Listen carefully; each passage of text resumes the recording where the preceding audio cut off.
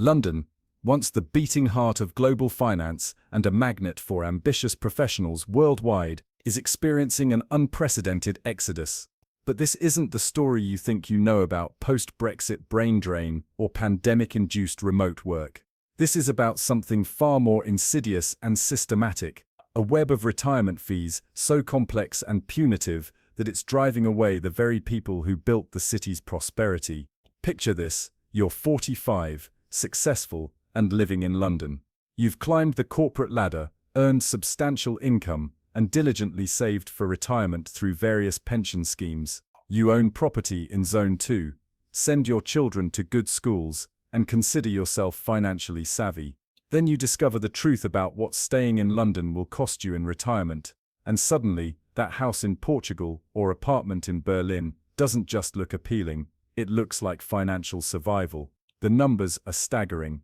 In the past 5 years, London has seen a net outflow of over 200,000 residents, aged 40 and 65, precisely the demographic that should be settling into their peak earning years and preparing for retirement in the city they've called home for decades. These aren't minimum wage workers priced out by rising rents. These are high-earning professionals, middle managers, and successful entrepreneurs who can afford London's lifestyle but refuse to be trapped by its retirement fee structure. The hidden architecture of financial punishment. What we're witnessing is the emergence of what economists are calling a retirement fee trap, a systematic network of charges, taxes, and administrative costs that make retiring in London not just expensive, but prohibitively complex. Unlike the straightforward cost of living increases that dominate headlines, these fees operate in the shadows, often invisible, until it's time to access the very savings you've spent decades accumulating. Consider Sarah Mitchell, a marketing director who moved to London from Manchester in 2003. At 48, she earns £95,000 annually and has built up substantial pension savings across 3 different schemes from her various employers. Last year, when she began seriously planning for retirement, she discovered that accessing her accumulated pension wealth would trigger a cascade of fees that could reduce her retirement income by up to 35%. The complexity was so overwhelming that she hired a financial advisor, only to be charged £3,500 annually for advice on how to navigate systems that, in her words, seem designed to punish you for being responsible with money. Sarah's story isn't unique. It's become the norm for London's professional class, creating what urban planners call anticipatory displacement, people leaving not because they can't afford to stay now, but because they know they won't be able to afford the retirement they've planned for.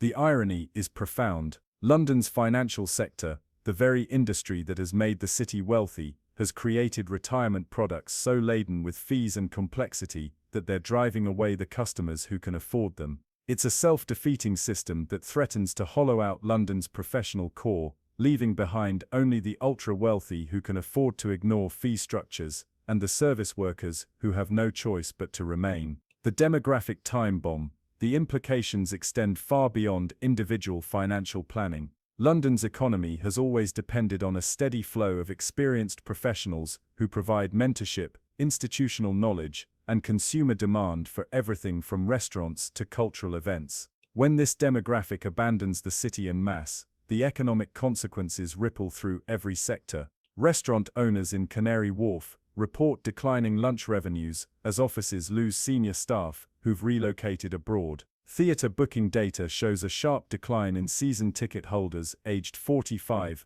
traditionally the demographic that supports London's cultural sector through subscription purchases and corporate entertainment. Even the luxury property market, long considered recession-proof, is showing signs of stress as the very people who would typically upgrade to larger homes in their peak earning years are instead liquidating London assets to fund overseas relocations. This isn't a temporary pandemic effect or a short-term political adjustment. The retirement fee structure that's driving this exodus has been building for over a decade, created through a combination of regulatory changes, market consolidation among pension providers, and the increasing complexity of tax-advantaged retirement products. Each layer of fees might seem modest in isolation: a 1.5% annual management charge here, a £500 transfer fee there, a 3% early access penalty for good measure, but collectively, they create a system that can consume 30 to 40% of retirement savings over a typical retirement period. The most troubling aspect is how these fees disproportionately impact exactly the people London most needs to retain: experienced professionals with substantial but not unlimited savings. The ultra-wealthy can afford to ignore fee structures or hire teams of advisors to optimize around them. Lower-income residents typically have simpler retirement arrangements with fewer fee layers, but the professional middle class, the engineers, teachers, managers, and skilled workers who form the backbone of London's economy, find themselves caught in a system that seems designed to extract maximum value from their life savings. Margaret Chen, a 52-year-old NHS administrator, put it succinctly: "I've worked in London for 22 years, raised my children here, and consider it home.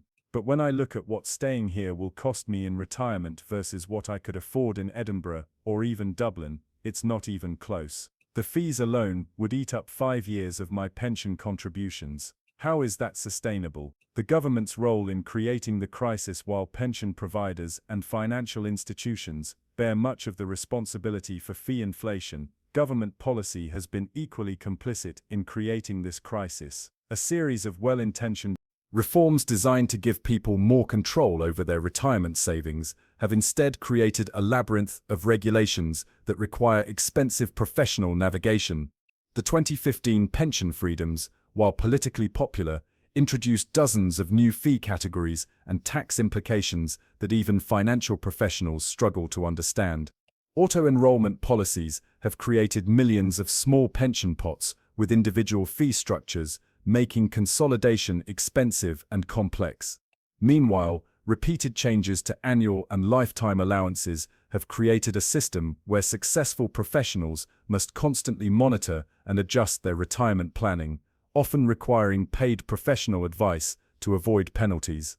Local government has added its own layers of complexity.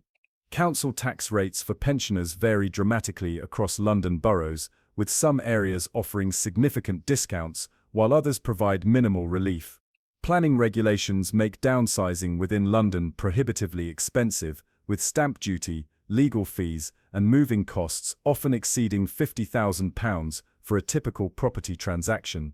Combined with the pension fee structure, these local policies create what housing economists call a double lock that makes staying in London financially irrational for many retirees. The result is a policy framework that inadvertently encourages exactly the opposite of what London needs: the departure of experienced, financially stable residents who contribute to the tax base, support local businesses, and provide community stability.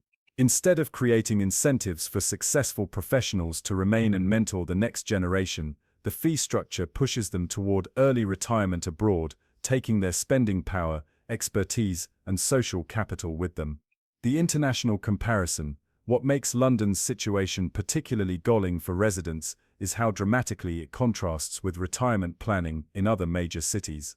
Amsterdam has streamlined pension consolidation processes that allow residents to combine multiple pension pots with minimal fees.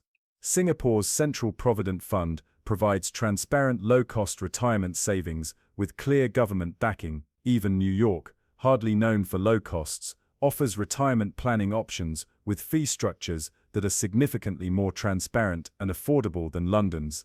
These international comparisons aren't lost on London's professional class. With remote work making location independence more feasible than ever, many are discovering that they can maintain London's salaries while building retirement wealth in systems designed to support rather than extract from their savings.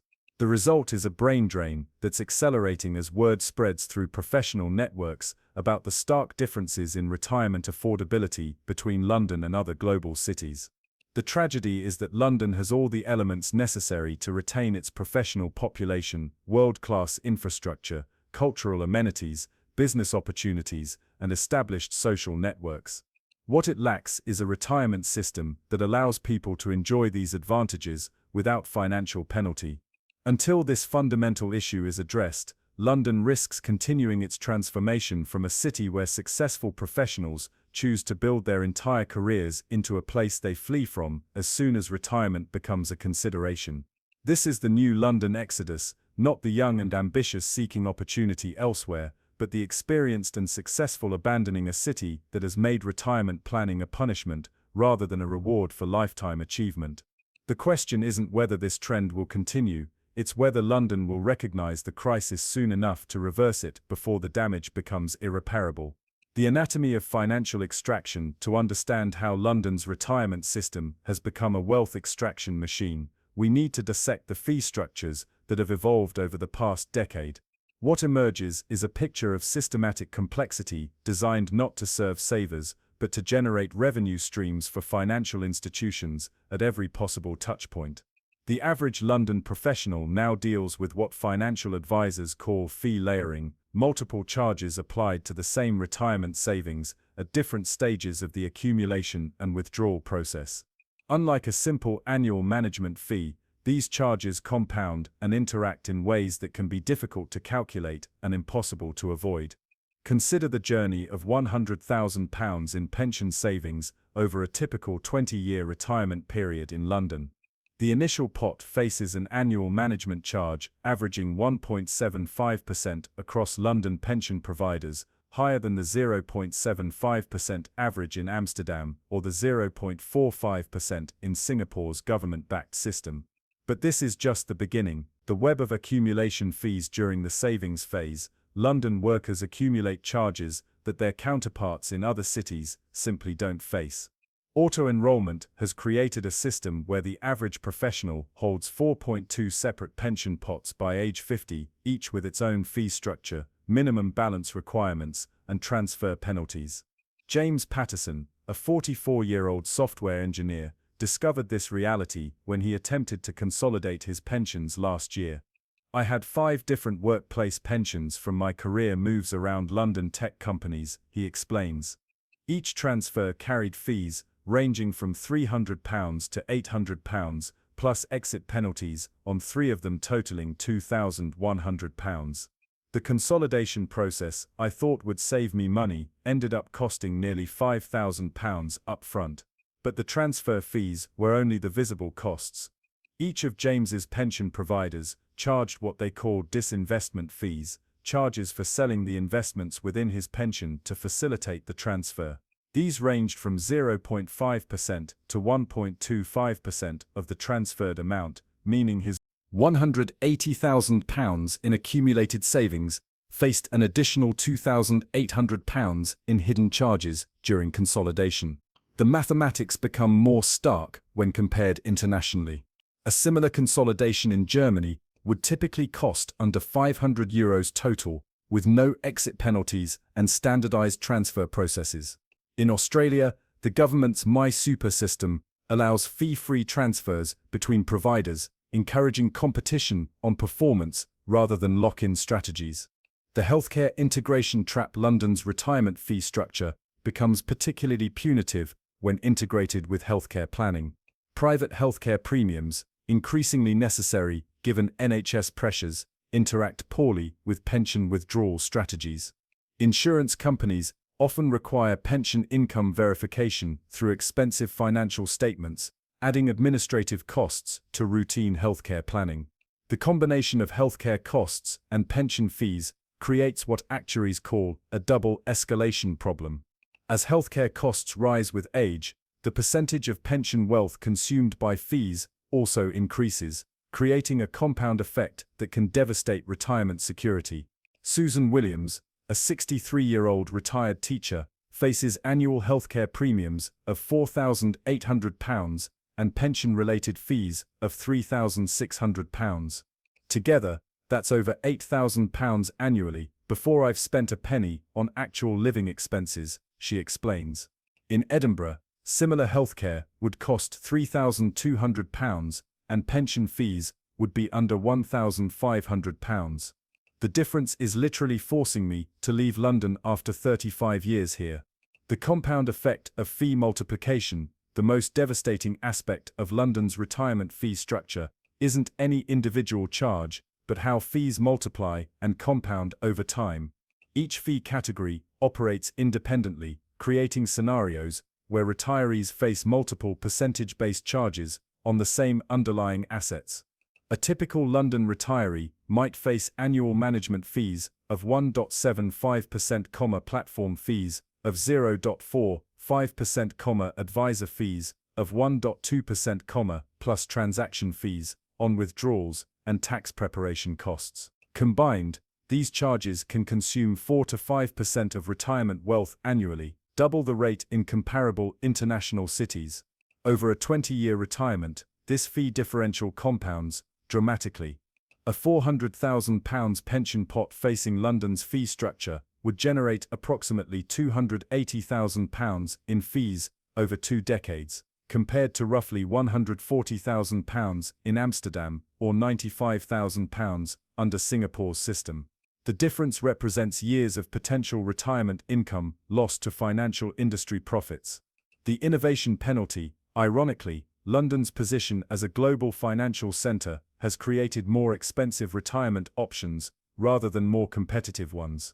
Financial innovation in London tends toward product complexity rather than cost reduction, creating new fee categories rather than streamlining existing ones.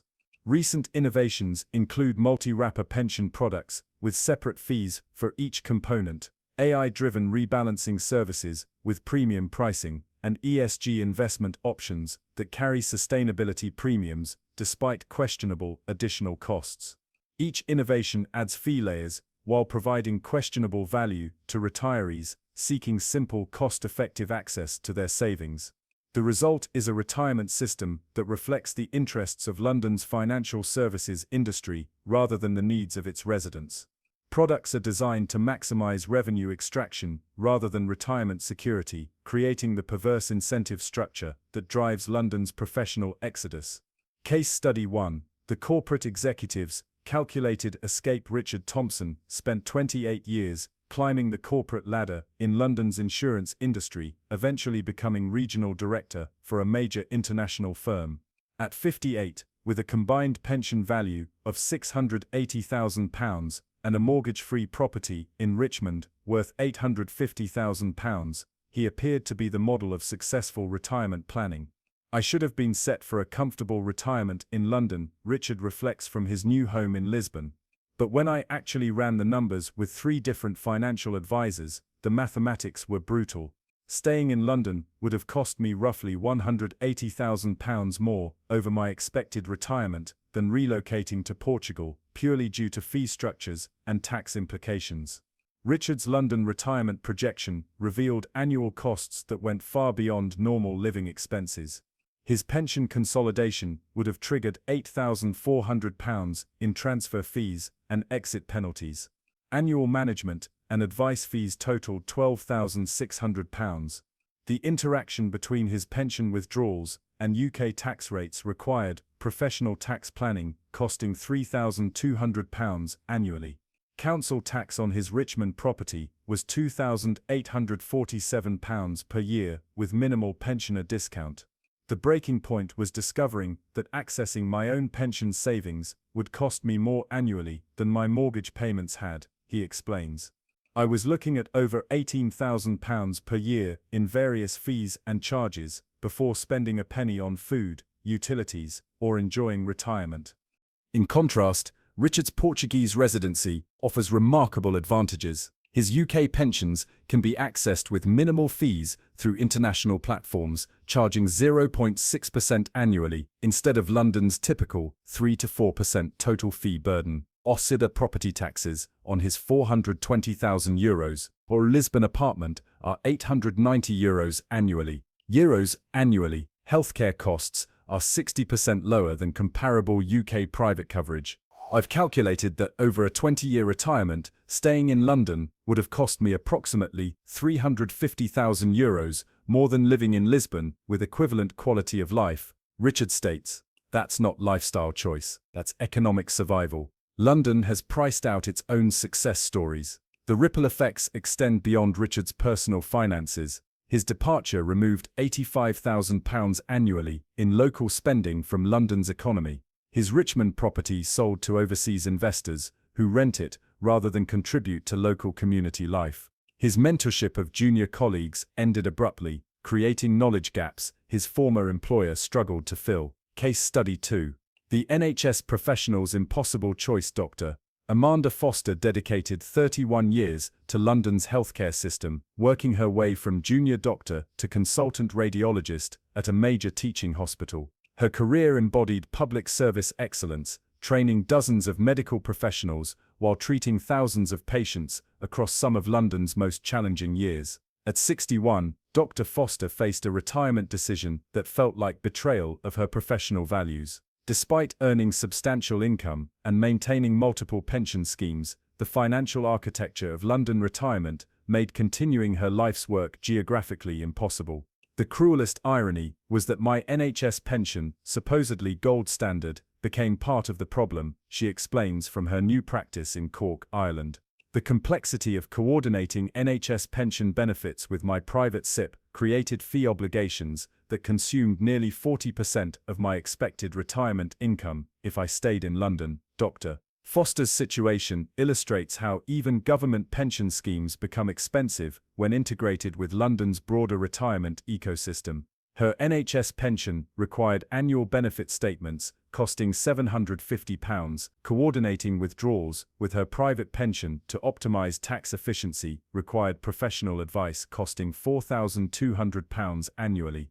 The interaction between her pension income and means testing for various benefits required legal consultation costing £1,800 per year. I calculated that accessing my full pension benefits while remaining in London would require me to work until age 67 just to pay the fees and charges, she reveals. Meanwhile, relocating to Ireland allowed me to retire at 62 with higher disposable income despite lower gross pension payments. The healthcare expertise drain extends beyond individual cases. Dr. Foster represents a pattern of experienced NHS professionals choosing early retirement abroad over fee-burdened London retirement. Her department has struggled to replace her specialized knowledge, while her training programs for junior doctors ended with her departure. London is systematically exporting the medical expertise it desperately needs to retain, she observes. The city that trained me for 3 decades made it financially impossible for me to retire there. That's a policy failure with consequences for everyone who remains. Case Study 3. The small business owner's equity trap. Maria Santos built a successful catering business serving London's corporate sector over 22 years, eventually employing 34 staff across 3 locations. Her business success enabled substantial pension contributions and property investment, creating what appeared to be solid retirement planning. However, Maria discovered that business ownership in London creates unique retirement fee penalties that don't exist in other major cities. Her business assets required professional valuation for pension planning at £3,500 annually. The complexity of transitioning business ownership while managing pension tax implications required specialized legal and financial advice, costing £8,900 per year. As a business owner, I faced fees that employed professionals never see, Maria explains from her new restaurant in Valencia. Every aspect of retirement planning was more expensive because I owned assets rather than just drawing salary. London's system seemed designed to punish entrepreneurship. The business transition process revealed additional fee layers. Selling her London locations triggered capital gains implications, requiring tax advice costing £4,200. Transferring business pension contributions to personal arrangements involved fees totaling £12,300. Professional advice on timing asset sales to minimize tax liability cost £2,100 quarterly. I spent more on professional fees planning my retirement than I spent starting my business 22 years ago, she recalls. The system made business success a liability rather than an asset for retirement planning. Maria's relocation to Spain eliminated most fee burdens while providing superior lifestyle benefits. Spanish business transition regulations are streamlined, with professional services costing 40% less than London equivalents. Her pension access fees dropped from £8,400 annually to €1,200. Property taxes fell by 70% while gaining Mediterranean climate and lower overall living costs. The economic impact of Maria's departure extended beyond her personal situation. Her business locations closed rather than transferring to new ownership, eliminating 34 jobs. Corporate catering clients lost specialized services, with several noting increased costs and reduced quality from replacement providers. The path forward: can London save itself from retirement ruin? London stands at a critical juncture. The retirement fee crisis that has driven away hundreds of thousands of experienced professionals represents both an existential threat to the city's future and an unprecedented opportunity for transformative reform.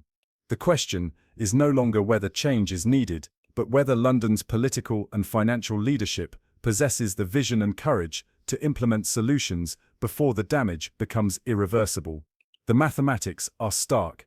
London loses approximately £2.3 billion annually in economic activity from retirement-driven professional exodus.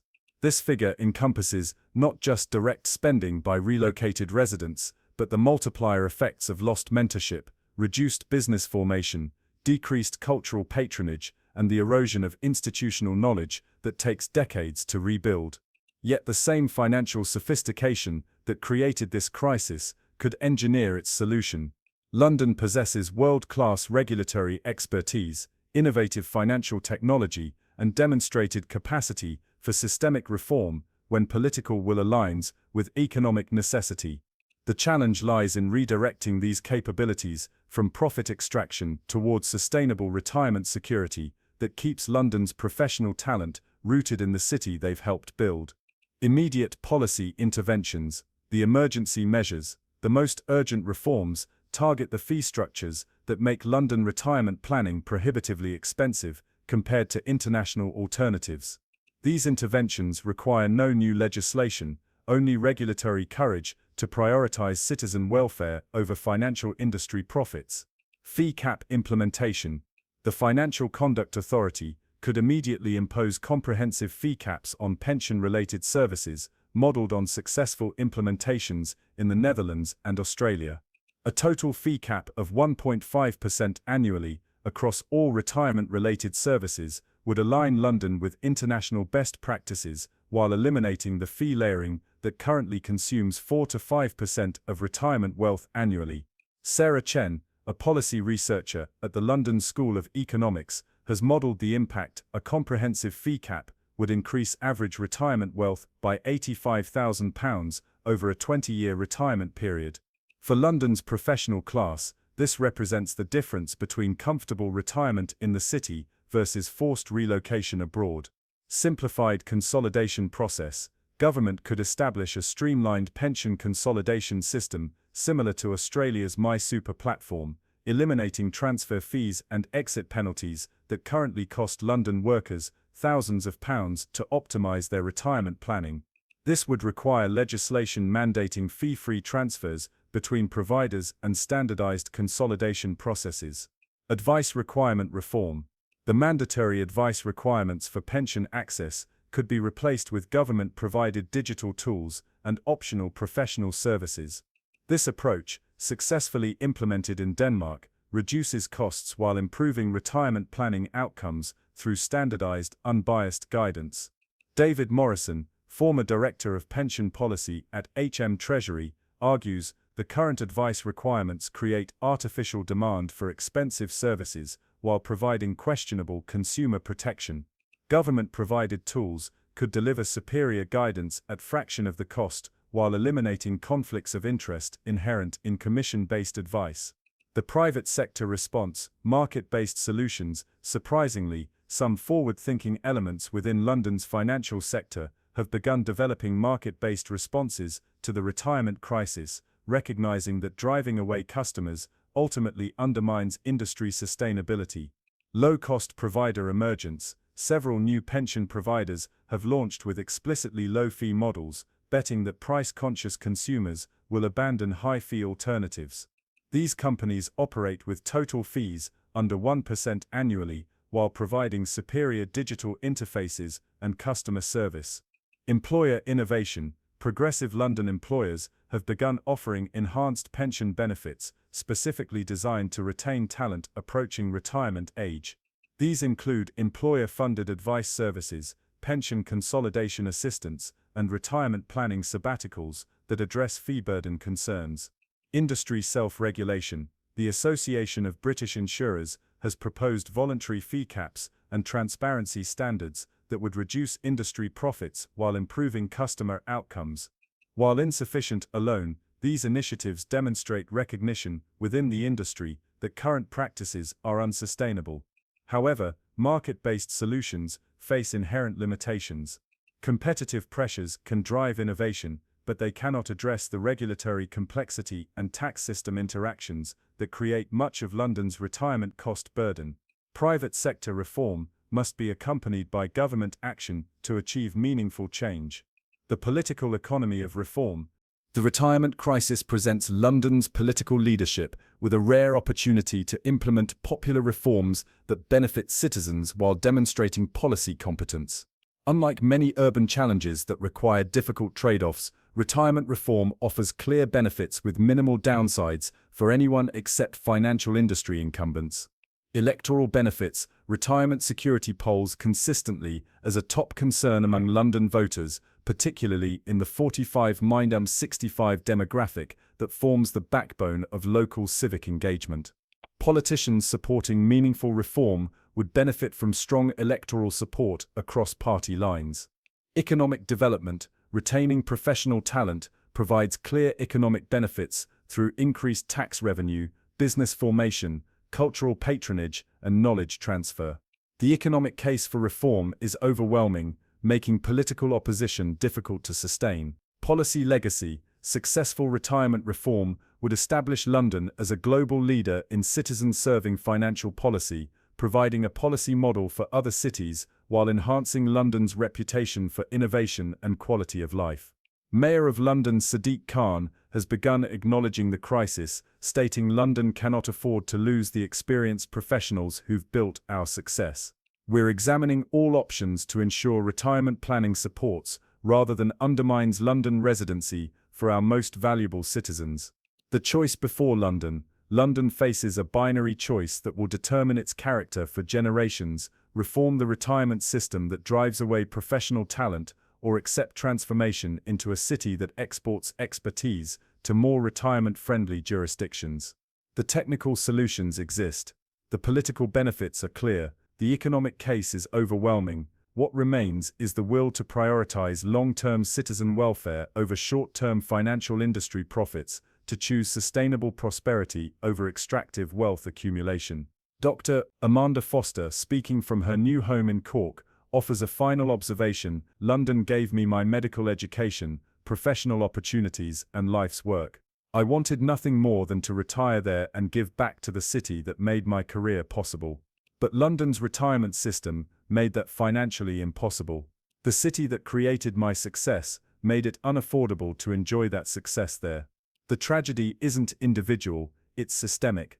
London is systematically exporting the wisdom, experience, and social capital it needs to thrive.